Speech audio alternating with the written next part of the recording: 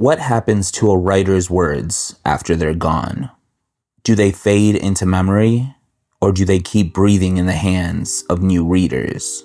If you live in Michigan and like browsing bookstores, then you've surely heard of John K. King Books, the state's largest used and rare bookstore, period. Throughout its multi-leveled warehouse setup are rows and rows of rare finds, which carry deep cuts of Detroit history and lore. And when it comes to hometown heroes, none outshine the works of Elmore Leonard. He was his city, bold, gritty, and as streetwise as they come.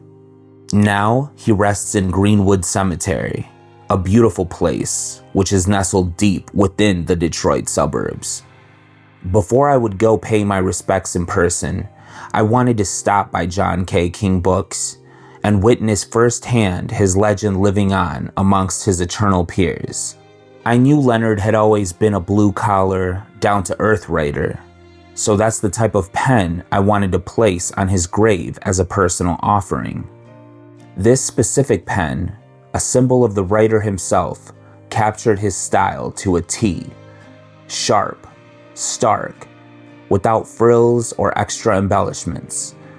A working man's tool in every sense. Nicknamed the Dickens of Detroit, Elmore Leonard was born in New Orleans, but it was the Motor City which shaped his literary voice. After serving in the Navy in World War II, he studied English at the University of Detroit and began writing Western short stories for pulp magazines in the 1950s.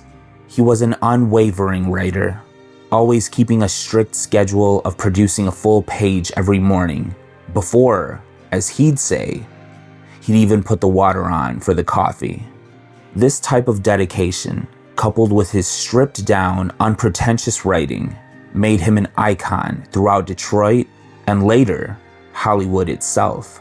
Now, walking the grounds of Greenwood Cemetery, where he forever rests, I'm reminded of the beauty which can be found even within an urban underworld.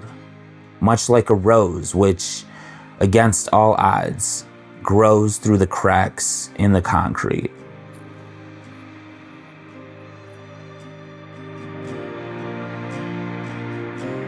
One pen laid down, count this away.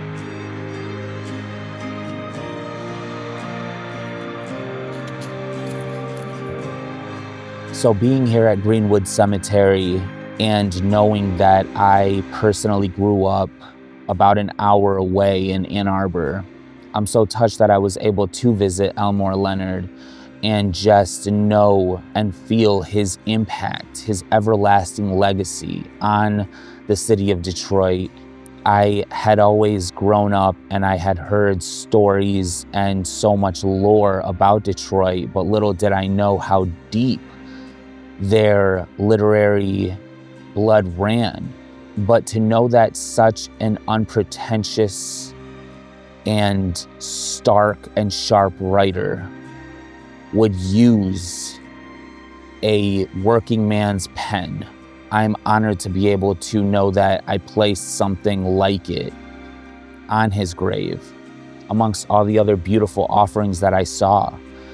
And I know that they came from people who feel like me, that just want to continue celebrating Leonard's legacy. It was a very special day knowing that I was able to go to John K. King Books and then to come up to Birmingham and just know that things will always come full circle.